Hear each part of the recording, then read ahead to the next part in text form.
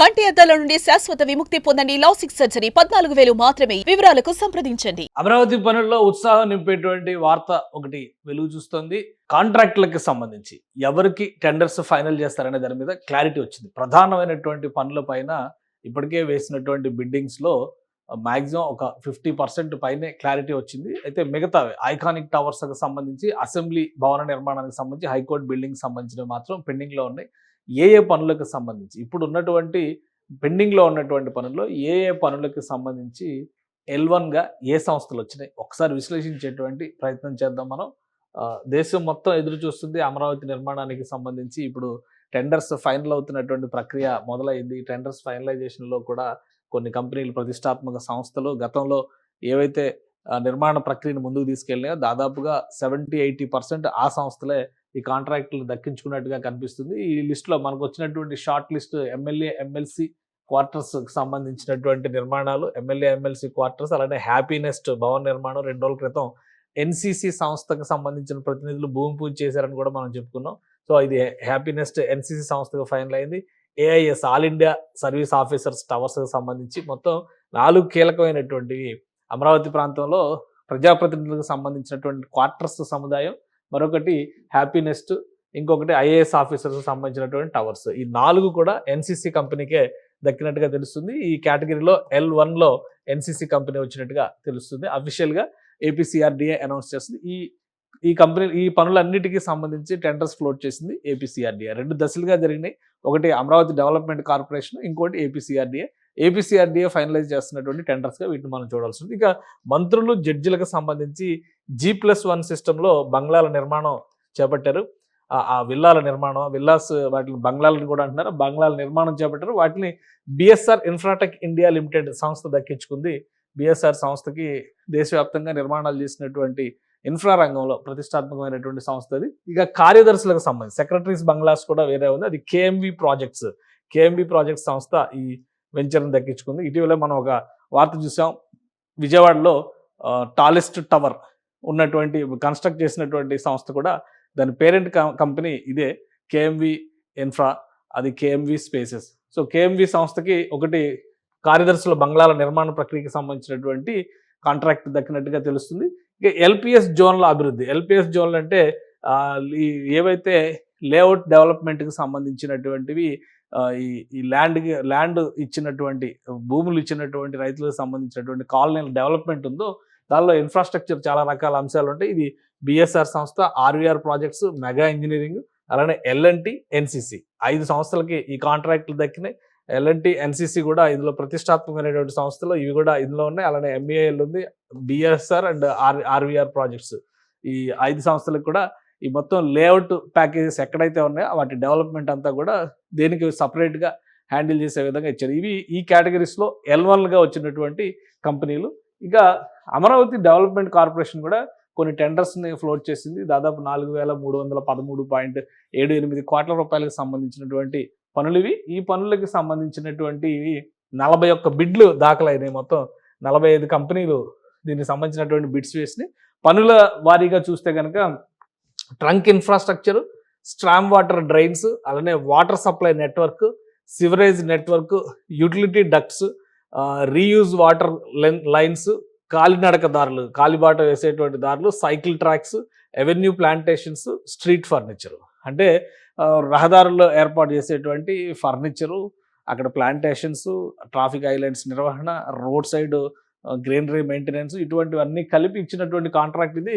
4,313 కోట్ల రూపాయలకు సంబంధించి 48 బిడ్లు వచ్చినాయి. అందులో L1గా నిలిచినటువంటి సంస్థల లిస్ట్ అయితే ఇది కనిపిస్తుంది. L1గా నిలిచినటువంటి సంస్థలు ఈ 6 సంస్థలకి L1 దక్కినట్టుగా తెలుస్తుంది. NCC, BSR, RVR, MVRBL, MEAL.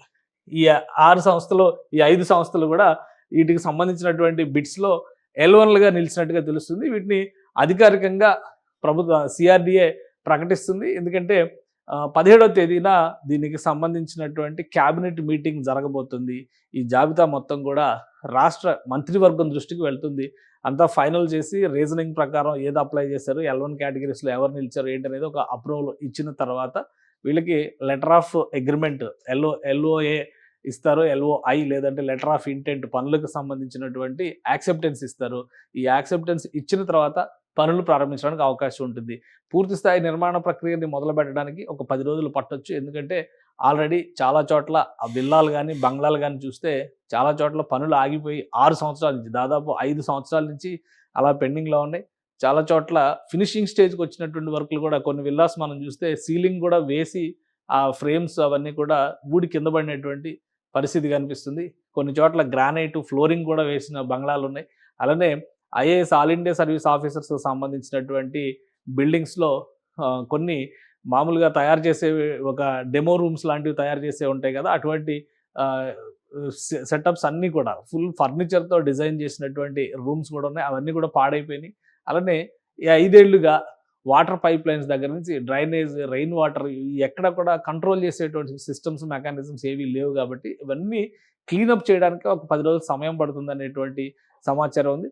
కాంట్రాక్ట్‌లు అలాట్‌మెంట్ అయిన తర్వాత ఆయా సంస్థలు పూర్తిగా ఆ బిల్డింగ్స్‌లో అంటే ఆ అలాట్‌మెంట్ లెటర్స్ వచ్చిన తర్వాత ఆ బిల్డింగ్స్‌లో ఉన్నటువంటి స్థితిగతుల్ని పరిశీలించి ఫీల్డ్ స్టాఫ్‌ని పెట్టడం ద్వారా వాటిలన్నిటిని కూడా పనులు చేయడానికి సర్వసన్నద్ధం చేయడానికే ఒక 10, 15 రోజులు పడుతుందనేది సమాచారం. ఒకవేళ అదే జరిగితే ఈ నెలాఖరులోపు అంటే మార్చి నెలాఖరులోపు ఈ క్లీనప్ ప్రాసెస్ అంతా కూడా మొదలైపోతుంది. ఇక చుట్టుపక్కల ప్రాంతాలకు సంబంధించి కొన్ని క్లీనప్ యాక్టివిటీస్ అంటే అక్కడ ఉండాల్సినటువంటి వర్కర్స్ ఈ నెలాఖరు తర్వాత దాదాపు 20,000 మంది వర్కర్స్ ఈ ప్రాంతంలో ఉండి పనిచేసేటువంటి అవకాశం ఉంటుంది. మినిమం 20,000 మంది ఉండేటువంటి అవకాశం ఉందని చెప్పని ప్రభుత్వం కూడా అంచనా వేస్తుంది కాబట్టి వాళ్ళకి కావాల్సినటువంటి తాగునీటి సదుపాయం దగ్గర నుంచి ఇతర అవసరాలు అక్కడే షెడ్లు వేసి వాళ్ళు ఉండడానికి కావాల్సినటువంటి వసతులు ఇవన్నీ కల్పించేటువంటి ప్రక్రియని ఆయా నిర్మాణ సంస్థలు చేపడతాయి. ఈ పనులన్నీ అయిన తర్వాత నిర్మాణ ప్రక్రియలోకి వెళ్తారు. దానికి కావాల్సినటువంటి మెటీరియల్ ముఖ్యంగా ఐరన్ దగ్గర నుంచి రకరకాల మెటీరియల్ని వాటి షిఫ్ట్మెంట్ చేయాల్సినటువంటి పరిస్థితి. వన్స్ కాంట్రాక్ట్ అలాట్‌మెంట్ అయిన తర్వాత ఈ పనులన్నీ జరగడానికే 15-20 రోజులు క్లీనప్ చేయడానికి ఒక 15 రోజులు జరిగితే ఈ మెటీరియల్ షిఫ్టింగ్‌కి ఇంకొక వారం 10 రోజులు పట్టేటువంటి అవకాశం ఉంది. దాదాపు 20 రోజుల వరకు సమయం పడుతుంది.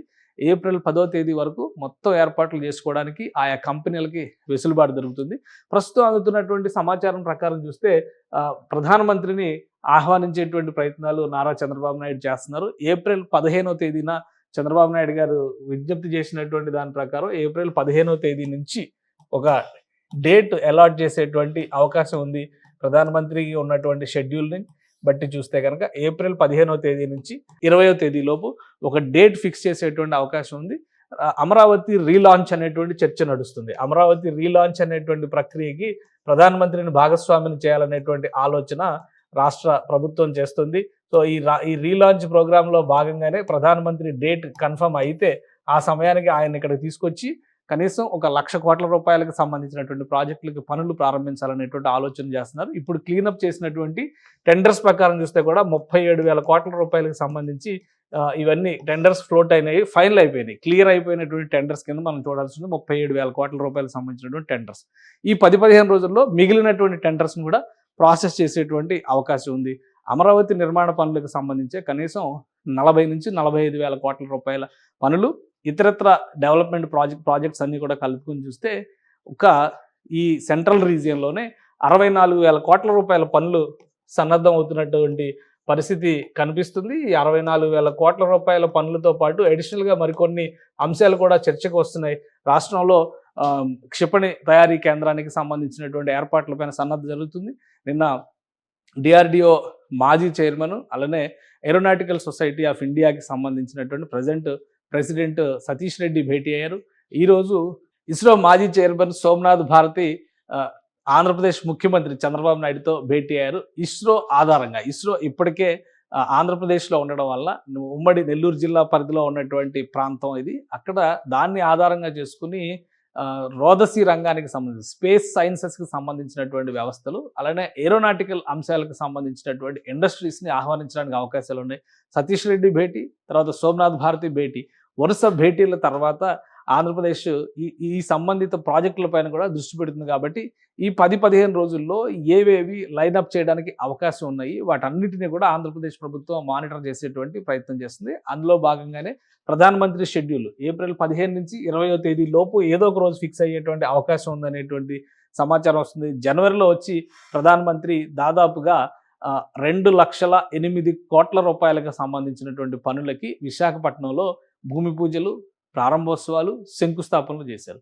అదే తరహాలో ఇప్పుడు మధ్యాంధ్రలో ఉన్నటువంటి రాజధానికి సంబంధించినటువంటి ప్రణాళికలతో పాటు ఆ ప్రాంతాల్లో ఉన్నటువంటి ఓపెనింగ్స్ పైన కూడా రాష్ట్ర ప్రభుత్వం ఫోకస్ పెడుతుంది. కనీసం 1,00,000 కోట్లకు తగ్గకుండా వాటికి సంబంధించినటువంటి శంకుస్థాపనలు, ప్రారంభోత్సవాలు వర్చువల్గా చేసేటువంటి భూమి పూజ కార్యక్రమాలు నిర్వహించాలని ఆంధ్రప్రదేశ్ ప్రభుత్వం భావిస్తుంది. కాబట్టి ఈ టెండర్ల క్లియరెన్స్ అనేది ఒక ఆస్పెక్ట్లో చూస్తే ప్రాసెస్లో భాగంగా ఒక 15 రోజుల ముందరే రాష్ట్ర ప్రభుత్వం క్లియర్ చేసింది. ఇక వీళ్ళు పని చేయడానికి ప్రణాళికను సిద్ధం చేసుకునే లోపు రాష్ట్రానికి ప్రధానమంత్రి రాక కూడా కన్ఫర్మ్ అయ్యేటువంటి అవకాశాలు కనిపిస్తుంది. ఇక అమరావతి రీలాంచ్ అనేటువంటి ప్రోగ్రామ్ని గ్రాండ్ లుక్తో ఆంధ్రప్రదేశ్ ప్రభుత్వం ప్రజల ముందరకు తీసుకొచ్చేటువంటి ప్రయత్నాల్ని ముమ్మరం చేస్తుందని అర్థం చేసుకోవచ్చు.